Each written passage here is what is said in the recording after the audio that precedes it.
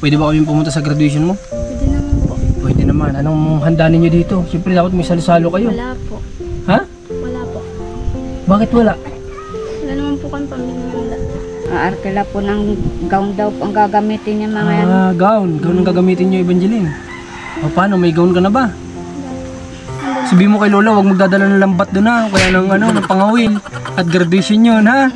Baka mamaya dali ni nanay ito mga panglagay ng isda. Kala manghuhuli kayo. Pas muna kamo sa trabaho sa araw ng graduation ni Evangeline. Muli po, Marcos TV Channel ang inyong lingkod. Ngayong araw ay andi dito kami kala Evangeline para kamustahin sila. Makalipas nga nung isang araw na nanggaling tayo dito at nakita ko na talagang kulang na kulang siya din ng gamit o sira-sira ng mga gamit sa eskwelahan. Kaya gusto ko sanang bigyan siya ng konting pasalubong ngayong araw. At gusto ko munang batiin si Ninang Adelina. Maraming salamat po sa blessing na binigay nyo naman sa amin at pinagkatiwalaan nyo. Ngayon, tara, kamustahin natin sila. Malaman natin yung status nila ngayon. Ikaw po. Nay, kamusta po kayo? Kararating nyo lang? Galing pang ngangawil. Kamusta naman ang huli? Ano nga po, nakabinta man po kalate kaninang maga. Aba, kalahating kilo? Magkano naman yun? 60 lang po yun. 60 pesos. Anong ginawa nyo dun sa 60 pesos? Binili ng asukal. Okay. Sila may pera hindi nagbili ng asukal. Pang ano daw po niya yun, pang ambag daw po Okay. Kasi binigyan natin sila ng cash nung kahapon ba yan? Yung isang araw. Yung isang araw. Bah! Gandang-ganda naman ni Evangeline. Kamusta ka naman, Evangeline? Okay naman po. Okay naman. Ba't di ka pumasok ngayong araw? Ha? Baka drop ka na sa school. Ha? Isang po kalamang pang kanina. Nangawil ka din ngayong araw? Baka galitan ka na ng teacher mo. Hindi po. Napasok ko naman po kahapon. Dapat na ituloy-tuloy ang pasok ng anak ninyo. Naghalili lang po dito, pagtabo. Ano po ba yung... halika nga po, Nay. Dito ka po, Nay. Tabi rin tayo. Ano po? Okay lang yan, Nay. Wala pong problema sa akin yan. Ano po ba na yung... Upo po kayo.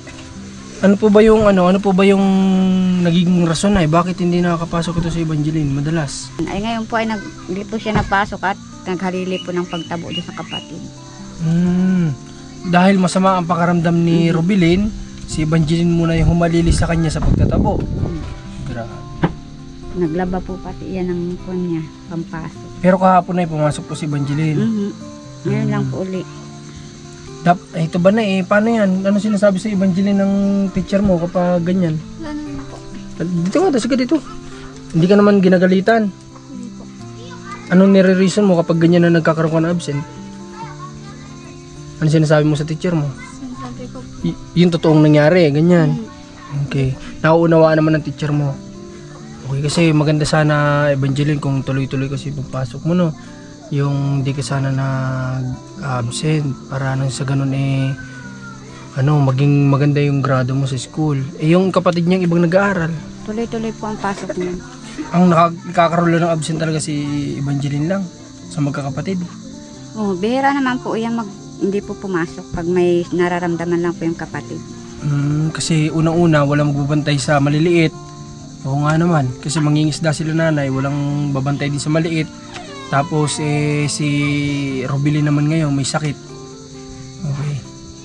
So Nay, yun nga, napag-usapan namin nila Robilin noong nakaraan na gusto akong makausap ng asawa nyo. Pero nabuo na yung desisyon ko na tama din naman nga yung mga manonood natin na para saan pa, di ba? Na dito pa lang nakita naman na namin yung kamalian, di ba? Na nangyari o nagawa ng tatay nila sa kanila. Kasi nga sabi ko kailanman hindi naman naging tama yung pag-iwan sa mga bata, di ba? At hindi kailanman naging tama ang ipagpalit ang yung asawa sa iba, di ba? Hindi kailanman magiging tama yon. At hindi rin magiging tama yung hindi pagsuporta dun sa mga supling na ginawa mo, di ba? Opo. Okay, kaya tama rin talaga na wala nang reason para kausapin. O kung mag-uusap-usap man, dapat hindi ako yun, dapat kayo yun, di ba? Kung may pag-uusap man ng personal, dapat kayo po yun dahil kayo yung pamilya, kayo at siya, hindi na ako. Okay. So, yun, kung mapanood man, pasensya na at hindi ko na mapagbibigyan kasi yun nga, tama din na talaga yung mga manonood, yung mga comment nila, tama din talaga. Okay. So, si Evangeline po kasi nakita ko yung gamit niya nung nakaraan. Yung bag na ginagamit niya kay ate niya pa pala yun. Tinatahi-tahi ko lang po yun. Ay, ganun. Nakita ko nga, may mga tahi-tahi na. Bakit hindi ba nabilhan nung nakaraang pasukan? Hindi po. Inuna ko po ay pampasok muna po niyan. Dahil sa kakulangan, kaya hindi rin nabilhan. Yun po. Nabilang ko nga po ng mga pampasok.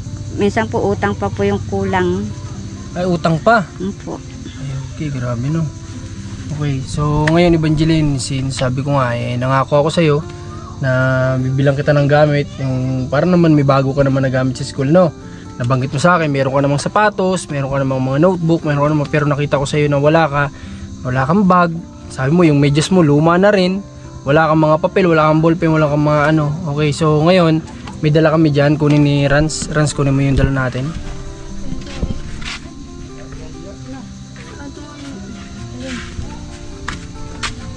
Kumusta ka naman ay sa ano mo? Kumusta ka naman sa pangingisda mo, no? Sis ma'am po. Okay naman ang pangingisda mo. Si nanay, yung mama nyo, kasama nyo ngayon? Sama po namin. Harap pa po sa dagat. Nasa dagat pa. Okay. Oh, ito, may dala tayo dito na, may dala kami dito para kay Evangeline. Evangeline, kagaya na pangako ko sa'yo. May dala kami ngayong konting pasalubong para sa'yo. O, tingnan mo, ikaw mag-open. Buksan mo. Kung anong meron. Para pag pumasok ka maganda-ganda naman yung gagamitin mo, ano? Sige daw, open mo kung magustuhan mo. Oh, may presyo pa pala ito. May nakalagay pang 580 dito. Oh, buksan mo. Okay. So, tingin mo, okay kaya? Magagamit mo kaya? Ha? O, kasi kawawa naman yung bag mo. No? Ito, pang babae naman to. At wala naman kasi ditong SM o ano, mga ganyan. Talagang yung mga maliliit lang na mga tindahan na mabibilhan natin dito. Kaya yan, yan lang yung nabili natin. Tapos binilan din kita ng ano, ng mga medyas. Ganito ba yung ginagamit mo? Tama ba? O kasi sabi mo, luma na yung medyas mo. Tapos may mga school supplies ka dito, ha? Ikaw nang bahala, marami ka ditong papel, marami ka ditong ballpen, mga pandikit, mga gunting, mga ballpen, lapis, mga gamit, okay? So, kasi sabi ko nga, si Evangeline kasi ano, kumbaga parang para sa akin kasi yung mga estudyante po na alam niyo yun na nung araw nung nag-aaral kami kahit papaano naman di naman naranasan yung talagang halos punit-punit na yung bag. Kumbaga parang kung may isip mo na kung ikaw yung nasa katayuan ni Evangeline na mag-aaral ka ng ganun siguro di rin maiwasan na nandiyan yung mga kaklase mo na pag-usapan ka rin mga ganyan, di ba? So maigi naman na kahit papaano may maayos na gamit yung bata. Pasok mo muna to doon, Evangeline, sa loob nyo. Pasok mo. Lagay mo doon sa loob nyo. Okay, pasok mo. Lagay mo doon. Okay. So, Nay, tika po. Nay, binilang ko lang yung anak nyo ng konting pasalubong. Ha? Kasi nga po yan yung request niya, nawala sa kanya. No? Nagkataon naman na pagtingin ko nga sa kanya na nagagawa yata siya ng assignment niya, nakita ko yung ngayon, tinatahi niya pala na bag. Talagang sira-sira na. Sira-sira na nga po yun. Kay ano pa pala yun? Kay Rubilin pa? Anong year po siya nun, nung bago siya huminto? Grade 11 po. Grade 11? Okay. So matagal na rin pala talaga. Taon na talagang ginagamit yun na yan, oh. Anong meron ngayon na Evangeline at parang naganda yata si Evangeline lalo ngayon, ah? Anong meron ni Evangeline? Wala po. Ha? Wala naman? Walang meron? Wala po. Trip lang siguro ni Evangeline ngayon na mag-ayos-ayos, ano? Yan maganda, hindi rin yung pinababayaan yung sarili, di ba? Okay. Kailan ba ang birthday mo? Lipas na po, March 10 po. Kailan? March 10 po. March 10. Si Rubilin, kailan? December 27 po. Okay. Mga tapos na pala. Ikaw, nanay, kailan? September pa po ako. Matagal pa. Okay. Sayang, di natin inabot yung kay Evangeline. Sana nagkaroon tayo ng konting salo-salo para sa sa birthday niya, pero tapos na pala. Gusto mo mag-birthday ka ulit? Ulitin natin birthday mo, ulitan. So, Nay, ganito po, no? Siguro po, Nay, hindi nyo ba kayang kausapin ng mister ninyo? Ay, hindi pa po kaya. Sa ngayon, nakatanim pa po sa utak ko yung ginawa niya ay. Kaya hindi pa kaya? Hindi pa po. Okay, sabi nga hayaan lang at darating din yung panahon na handa na silang harapin yung tatay ni Evangeline at ni Rubilin, di ba, Nay? Kasi yung sabi nga ng mga manonood naramdam nila kay Evangeline ay na hindi naman sila magkakaganyan, at kayo kung hindi talaga grabe yung nararamdaman ninyo na sakit, di ba? Hindi na. Eh, si Evangeline, ang lagi niya kasing naiisip yung ikaw lang yung nagsasakripisyo sa kanila, na wala daw ikaw katuwang na nagpalaki sa kanila. Yung lagi yung iniisip nila. Yung ba na mga panahon na maliliit sila, eh ano yung hirap na dinanas nyo ba? Sari-sari baga po. Nain po naglalako kami ng guto sa ano po. Nakakabot po kami ng Bilyabilin, San Antonio, saka po Bilya Aurora. Para lang makapaglako. Ano ito no, maliliit pa? Saan sila? Nandito lang po sila magkakapatid. Iniiwan po namin ang pagkain. Sino yung pinaka nag-aasikaso sa kanila dito? Yun na po, pangalan. Si Rubilin na talaga. Para pala si Rubilin kapag wala kayo, siya yung nanay dito, ano? Yung pala yung isa sa talagang sakripisyo din na dinanas ninyo. Grabe, ano? Pero sila na nung mga time na yun, hindi naman sila naghanap ng tatay. Hindi naman po. Sinabi ko po yung tatay nila nang kuhanan ng kabit. Yung mga panahon na yun, naunawaan naman nila kaagad kayo. Kaya pala ganun na lang ka ano yung nararamdaman nila Evangeline. Kasi ramdam ko naawa po sila sa inyo ay itong mga anak ninyo. Kaya nga hindi nila magawang patawarin yung papa nila dahil po yun sa inyo ay ramdam ko po na dahil sa inyo. Kasi na ang iniisip nila lagi yung sakripisyo nyo na wala po siya. No? Tama ba ako Evangeline sa sinasabi ko? Ayun lang kasi nakita ko sa dalawang magkapatid na yun yung nangingibabaw sa kanila, yung hindi nila kayang patawarin kasi nga kayo yung nagsakripisyo sa kanila ng sobra, nawala siya ng mga oras na yun, di ba? Okay, so hindi natin masisisi itong magkakapatid kung gano'n ang nangyari. Okay, naibukas ba mangingisda ulit kayo? Ano mga anong oras kayo alis? Maaga po at hibas po. Diyan lang naman po kami sa Usuhos. Okay, ikaw Evangeline, anong plano mo bukas? Napasok po. Papasok? Wala ka ba mga bayarin sa school? Meron nga po yung bayaran. Ano yung pag-aambagan mo? Sabi Sa ni Mami. graduation po. Gagraduate ka na ba? Gagraduate na pala siya, Nay. Graduate po ng grade 10. Grade 10. Okay, may graduation din pala ang grade 10 bago mag 11 at saka 12. Okay. Ano ba yung kailangan doon bayaran ni Evangeline? Sa ano daw po, ambagan daw po nila sa ano po, plaza. Ambagan sa plaza. Eh, Dekorasyon. yung mga toga na gano'n, may mga gano'n pa bang ginagamit? Wala na pong po. Arkela po ng gown daw po ang gagamitin niya mga yan. Gown. Gown ang gagamitin nyo, Evangeline. O paano, may gown ka na ba? Wala po. Eh baka pwedeng magmaong ka na lang na pantalon. Yung 6 pocket. Ano? Hindi, kailangan talaga naka-gown si Evangeline sa graduation. Sino nga atin sa inyo? Sa ate po. Sino? Sa ate po. Eh paano si mama mo? Ako na rin po. Pupunta rin. Pero ang aakyat si ate mo. Okay. Pwede ba kami pumunta sa graduation mo? Pwede naman po. Pwede naman. Anong handa ninyo dito? Siyempre dapat may salo-salo kayo. Wala po. Ha? Wala po. Bakit wala? Wala naman po kami pambili ng wala. Walang pambili ng handa. Ay grabe. Oh. Dapat may salo-salo kayo dito kapag graduation. Kasi bilang pagpapasalamat din, kumbaga nandun din kasi yung banding. Kung kumakain kayo, pagpapasalamat sa mama mo na sinuportan niya yung pag-aaral mo. At memorable din yun na yung paghihirap mo din naman sa pag-aaral. Kaya may konting salo-salo. Anong gusto mong gawin ko sa graduation mo? Mangisda rin ako. At maganda tayo ng isda. Anong gusto mo, Evangeline? Magsabi ka. Dali. Anong gusto mong gawin natin sa graduation mo? Magkaroon ng salo-salo dito sa bahay nyo. Kaunting salo-salo kahit kayong pamilya. Okay, sige. Di, kailan ba ang graduation ay? Awan ko po, kailan ang graduation niya?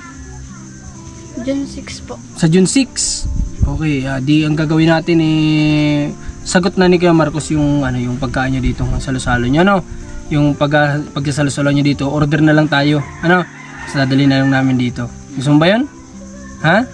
Baka malakas ka kumain. Hindi naman nalata sa katawan, mapayat si Evangeline ay. Okay, sige Nay, ako na po sasagot doon sa ninyo, ano? Nay. Tapos kung mayroon mang ano man yung ambagan nila, kailan ba yung comply nun? Kahapon po. Kahapon, nakabayad ka na ba doon? Hindi pa po. Okay. Di, ang gagawin natin, saan ba ang school ninyo dito? Yun lang po. Saan? Malapit lang dito? Okay. So, titingnan natin at makabisita tayo sa school ni Evangeline. Bukas papasok ka, di ba? Sabi mo? Okay, grade 10. Madali lang naman sigurong hanapin yung section niya, di ba? Okay. Basta yung sa graduation mo, sana maging masaya ka doon. Tsaka si mama mo dapat nandun, hindi pwedeng wala si lola mo. Nandun po. Ha? Sabi mo kay lola, wag magdadala ng lambat doon ha, kaya ng pangawil at graduation yun ha. Baka mamaya dali ni nanay ito mga panglagay lagay ng isda, kala manghuhuli kayo. Pas muna ka mo sa trabaho sa araw ng graduation ni Evangeline, Nay? Okay, sige. Tapos, ano pa bang pwede nating sana magka-blessing tayo, Nay, kasi ang pinakang target ko sana talaga dito, gusto ko sana matulungan kayong kahit paano magkaroon kayo ng maayos na tahanan, yung maayos na dingding, hindi ganito na yung parang panahon pa ito noon. Napakaliit ko pa, ganito rin ang bahay namin noon. Na ang dingding namin pinagtagpi-tagpi na hinati-hati ng nyog. Di ba? Tama ko, nyog to? O yan, yung ganyan, no? Gantong-ganto yung panahon pa noon. So sana magkaroon kami ng biyaya, Nay, para yung target ko na tulong talaga sa inyo na gusto kong maibigay, magawa ko. Ano ba ang kahilingan nyo, Nay, sa mga viewers natin, sa mga manonood natin? Gusto ko sana pong magkaroon ng maayos-ayos na bahay. At pagdadating po ng alon, pag malaki pang dagat, tagpit po dyan. Okay. Kaloob. Hindi kaya sayang din naman kapag pinapalitan pala natin at may alon din pala ditong sumasalya sa bahay nyo. Hindi kaya mas maganda dapat may iba kayong malipatan kung sakaling magkaroon man ng pagkakataon tayo na ganun. Meron ba? Wala? Pag hindi po makikiusap po dyan sa Manyugan, kay nanakuring po. Kapag doon ba, inaabot pa ng tubig? Hindi na. Hindi na. Kung magkaroon tayo na yun ng pagkakataon, kasi sayang naman po yung materyales, at saka bukod pa doon, ang pinakamahalaga sa lahat, yung kaligtasan po ninyo. Sa ganyan mga sakuna, hindi na kailangan na palaging lilikas-likas, hirap po kasi ng ganun. Mas mainam sana na nandun kayo sa safe na lugar. Nay? Kung sakali man magkaroon tayo pagkakataon, magbigyan tayo ng biyaya ng Panginoon na magkaroon kayo ng munting maayos na tahanan, makikiusap na lang tayo sa iba. O kung gusto niyo naman dun sa nabili ni Mrs. na lupa, gusto niyo dun. Kaso malayo na kayo dito. Malayo naman po sa dagat. Malayo na kayo sa dagat. Dun sana safe. Pwedeng katabi nila Rose, kaso nga lang medyo may kalayuan na talaga. Hindi na nila magagawa yung ganitong trabaho. Sayang naman yung bigyan natin bangka, hindi na magagamit. Nanay, pwede naman sa gubat mo gamitin kung kung kaya, di ba? Tumatawa si Evangeline. Kaya patawa na si Evangeline kasi iiyak to nung nakaraan kasi naawa daw siya sa mama niya, syempre. At kagaya nga sabi ng viewers, huwag natin pilitin. Totoo naman, talagang huwag natin silang pilitin na sa ngayon ikausapin yung papa nila o kausapin natin yung papa nila. Okay, so Nay, sa ngayon napabisita lang kami kasi nga since pumunta na si Commander dito, nagsusama na kami para madala ko yung konting blessing kay Okay, basta yung pangako ko sa inyo na yung sa graduation ni itutulong kami